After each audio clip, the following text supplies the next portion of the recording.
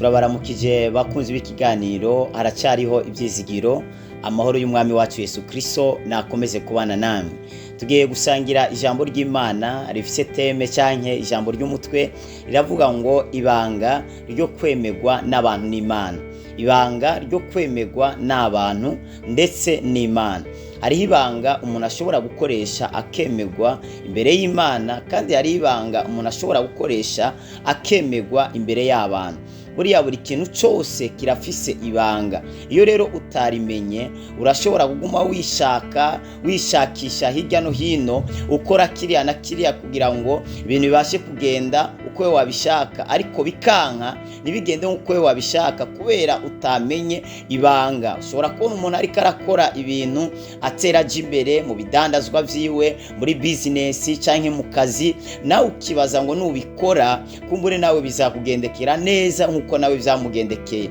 Kumbe urya muntu yubakiye kwibanga. Ushobora kubona urugo rwa naka rwubakise rumeze neza, ugasanga amazi imyaka myinshi yubatse urugo, ugasanga ari abantu mu mezi makeya divorce yabaye, babanye umwaka umwe baratandukanye, ugasanga ari abandi bantu babanye imyaka hafi 50, ugasanga bamaranye 30, nta numwe aratekera utwe ngagiye iwabo, ntibarakubitana nanga babanyi bahurure. Rero hari ibanga rero ryo kwemerwa n'Imana ndetse ukemerwa n'abantu. Ndazi ko buri muntu wese arabikeneye, buri muntu wese arakeneye kwemerwa. Nta muntu yobaho atemerwa. Iyo ubaye utemerwa, niba abantu usanga banafashe ingingo yo kuguma bonyene, bari ahantu bihariye bigunze, kubera ko baba bumva nyene kubera batemewe mu karere runaka, akaba yumva umenga ni mubi, umuntu akisuzugura akikengera kubera abazi ko abantu bose batamwemera. Mugare nakuzaniye ibanga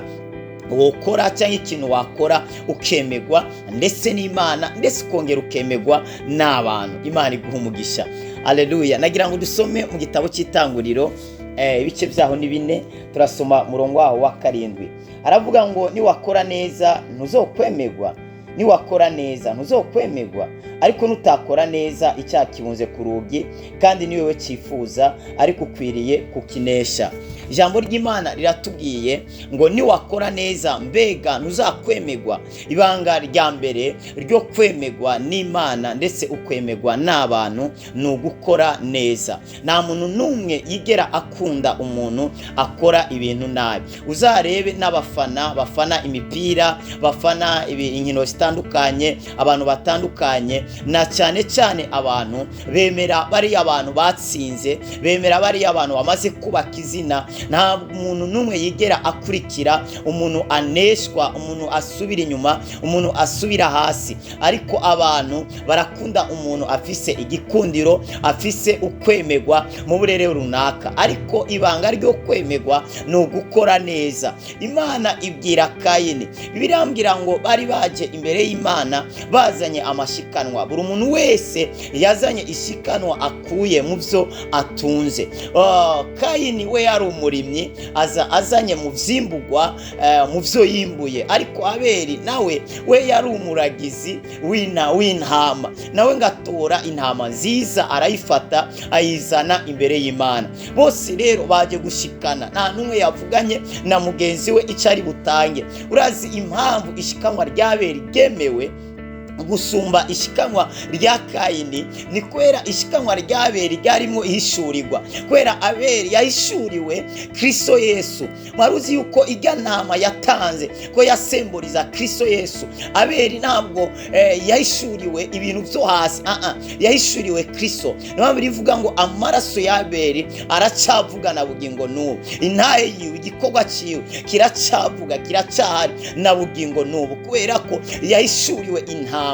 Birivuga mu gitabo cya Yohana 1:29 ngo uyu mwagazi w'intama ukura icyaha cy'abari mu isi. Niyo mpamvu Abeli we mwishikanwa ryo yatanze harimo ihishurirwa, harimo iyerekwa.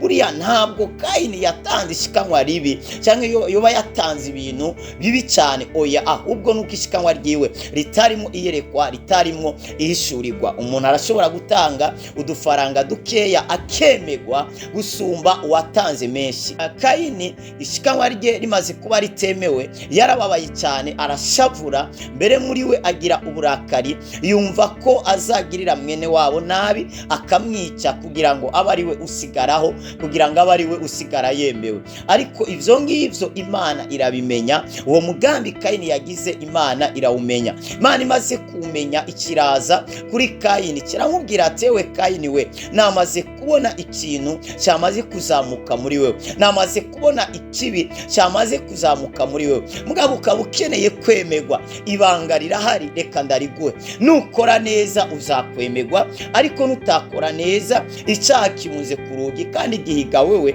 ariko urashobora kukinesha. Rero ibanga ryo kwemerwa ni ugukora neza. Ntushobora kwemerwa muri sosiyete mu gihe ukora nabi, utonda amasaha wishakira. Kumere bavuze ati ni saa moya gutangira akazi cyangwa ni size, ukizira saa 2 saa 3, hanyuma ukaba witeze kako kazi kazaramba. Ubundi nta muntu baduza umushahara, ubundi umushahara ni umuntu awiduza bitewe n'ingene ariko yitwara muri ako kazi, n'ingene ariko arakora. Nutakora neza ahantu ubaye, ahantu ukorera, ntabwo uzakwemerwa. Uri ahantu urashumbye, bagwaye kumbure indaro, uri ahantu uri kuraba, ariko nutakora neza uzakwemerwa. Uri mwitorero kumbure, buriya nubona hari abantu bahaye intebe z'imbere, ni kubera ibikorwa babonye bariko barakora. Mu yandi majambo, umuntu intebe ntabwo ayihabwa, intebe umuntu arayiha, icubahiro umuntu araciya. Nukora neza ahantu hose uzaburi, umenye ngo uzaburi ko ubwawe wituza hejuru. Birivuze ngo nukora neza uzakwemerwa. Umaze kwemerwa ibintu bizagenda neza, abatakwemera bazakwemera, ibyo wabona gumenga biri kure yawe bizakwegera hafi yawe. Rero ibanga ryo kwemerwa ni ugukora neza. Ntushobora kuba uri umunyakibi, ugenda ugirira n'aba bantu, uhemukira abantu, uvuga n'aba bandi, utukana, witwara nabi, uri umunyamico mibi, hama ngo witege kuzakwemerwa. Turabona Yakobo ndetse na Esawu bari abana b'umuntu umwe, ariko umuvyeyi ntabwo yabakunda kimwe, kubera ko Esawu ntabwo yakora neza. Niyo mpamvu hageze ko bahezagira Esawu, nyina wiwe yagerageje kubikatisha, aravuga ngo ntibyanezera bahezagiye Esawu, ariko vyanezera bahezagiye Yakobo. Nyina wiwe yemera akora ibishoboka, yemera aramwoberanya, amwambika urusato, amwambika umwambaro, kugira ngo imbere ya se Isaka abashe kumuhezagira, kubera ko Esawu ntabwo yakoraga neza, ariko Yakobo yakoraga neza. Uzabona ababyeyi bafite abana, ariko ugasanga abana ni benshi, ariko nabakunda kimwe, kubera ko hariho umwe akora neza kuruta abandi. Nibyo byatumye Yakobo yakundaga Yosefu, kubera ko Yosefu ngo yakoraga neza. Yosefu yitwaraga neza. Yosefu bene se mu gihe bagiye mu manyanga, we ntabwo yajyamo, yacagaruka akabibwira se we Yakobo, bituma Yakobo amukunda. Bibere bivuga ngo amushoneshereza n'impuzu atigeze aha abandi. Rero gukora neza bizakwemeza imbere y'abantu n'imbere y'Imana. Imana ntabwo ikunda abanyabyaha, Imana ntabwo ikunda abantu bakora ibyaha, Imana irakunda abantu bakora neza. Ibanga rero ryo kwemerwa ni ugukora neza. Urakeneye kwemerwa n'Imana. Imana ntizakwemera kubera ugenda urakora ibyaha hirya no hino, no, Imana izakwemera kubera uri kurakora neza. Biravuga yuko biciye muri Kristo Yesu twaremewe n'Imana, biciye muri Kristo Yesu twarahariwe ibyaha, biciye muri Kristo Yesu twarogejwe, ubu turabera, turabagororotsi. Mugabo ni mu kwizera, kwera ingabire ya mbere umuntu ahabwa iyo yizeye Kristo cyangwa iyo yakiriye Kristo. Ingabire ya mbere ahabwa ni ingabire yo kugororoka. Rero umaze guhabwa iyo ngabire yo kugororoka, bisiguranye Imana irakwemera. Mugabo rero uko kwizera kwawe utegerezwa kugendera. Niba wizera kuri umugororotsi, reka n'ibikorwa byawe nabyo bimatane n'ubwo bugororotsi wizera. Biri kivuga ngo kwizera kutagira ibikorwa kuba gupfuye. Rero ikintu kizatuma wemerwa ahantu aho ariho hose ni ugukora neza. Imana nishobora kukwemera mu gihe ukora nabi. Turabona mu gitabo cy'Itanguriro ingene Imana yashimye Nowa. Birivuga ngo mu bantu bose bari minsi, bose bari ko bakora ibyaha, bamwe bakoraga ibyaha ngo biteye n'isoni, ugeze igihe Imana ivuga ngo ntabwo ngiye kureka isi ngo abantu babandanye bakora ibyaha, ndicujije icyo naremeye umwana w'umuntu. Imana ifata ingingo yo kurimbura ibyaremwe byose, yo kurimbura abantu bose, ngo ariko yitegereje mu isi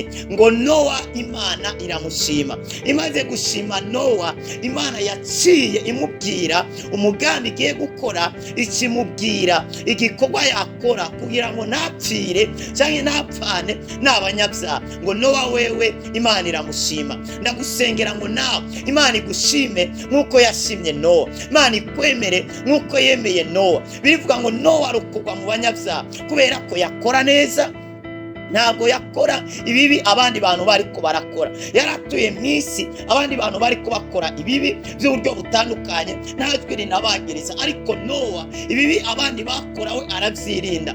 Amaze kubyirinda, Imana ikiramurokora, imubwira secret, imubwira ibanga yakora kugira ngo ntapfane nabo, kugira ngo abashe gukira. Nowa abaza ubwato, birambwira ngo Nowa buhungiramo n'umuryango we. Amazi yariko arica abandi, amazi yariko aramira abandi. Nowa wewe yarayavyagiye ko hejuru. Igihe ukora neza ibizakwica abandi wowe uzabikiriramo. Igihe ukora neza mu gihe ingo z'abandi zaziriko zisenyuka, urwawe ruzakomera. Hari abantu benshi ingo zabo zasenyutse kubera gukora nabi. Umugabo aragusigira amafaranga ukayasaza ukayakoresha uko we ushaka, ugasanga mu rugo umugabo asohotse nawe ucugenda, ugasanga mu rugo umugabo ntakora neza, umugore ntakora neza, abana ntibakora neza, muri sosiyete ntibakora neza. Baguhaye igikorwa, bakuzeza igikorwa cyo gukora, ariko ntabwo uri kuragikora neza. Impamvu umubosi ashobora kugumiza umukozi mu kazi nuko uwo mukozi aba ariko aramwiziriza. Mu gihe uwo mukozi atariko aramwiziriza ntashobora kumugumiza mu kazi. Impamvu umuntu ashobora guhamagara umuntu ngaze kumukorera nuko we ariko araraba inyungu ziwiwe. Nawe impamvu uza gukora muri ga sosiyete nuko nawe ari inyungu witeze kuza kuvana muri kajya kazi. Igihe rero utari kurabona inyungu nawe urakavako, ako kazi uragaheba. Igihe nawe atari karabona inyungu zivuye kuri wewe, arakwirukana, ibikorwa yakoraga akabihagarika. Dufite abantu benshi batanguye amasosiyete ariko batakomeje. Dufise abantu benshi birukanywe mu kazi kubera gukora nabi. Bagwaye imodoka utwara, wirukura ifituramo igitoro, ukabesha ngo igitoro cyashize kandi wakividuyemo. Ejo bazagufata bakwirukanye mu kazi, uzaza ngo pastor ngo sengera banyirukanye mu kazi. Kumba akazi niyo wakirukanyemo. Ugasanga umuntu yakoze nabi, n'umugore yacinye umugabo we, nyuma yaho umugabo aramwirukanye,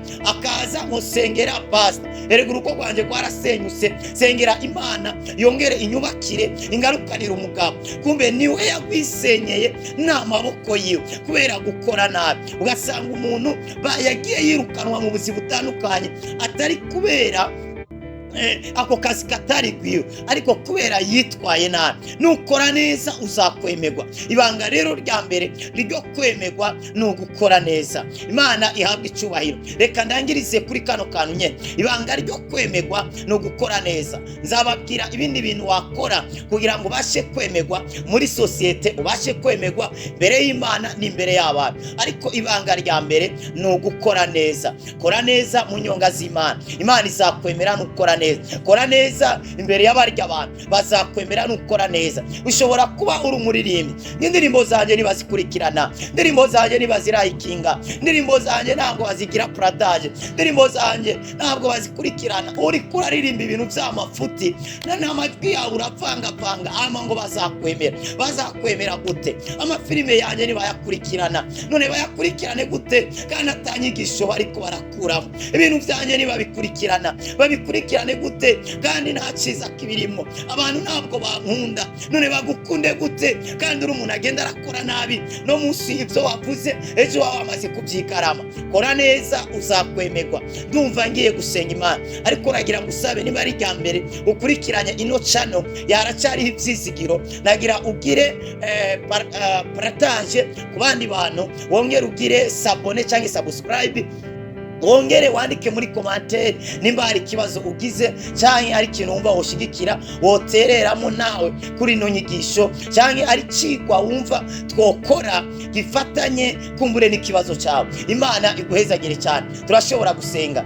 Data mu izina rya Yesu, ndasenge uno mwene data, birashoboka ko atari yemewe imbere yawe ndetse no muri societe ndetse no mu muryango, ariko yeje kuduha ibanga ryo kwemerwa ko ari gukora neza. Ndamusengeye umuhe gukora neza muri societe, arabasete umuhe gukora neza mu rujya muryango, umuhe gukora ibikorwa bimataye n'icyo wamushiriyeho mu izina ry'umwami wacu Yesu Kristo, amen. Mwarahezagiwe cyane. Wifuza gusengerwa ku mutwaro wari wo wose, ari ikibazo ufise ukeneye gutubaza, WhatsApp yacu niyi +257 65 9 96 540. Mwarahezagiwe cyane.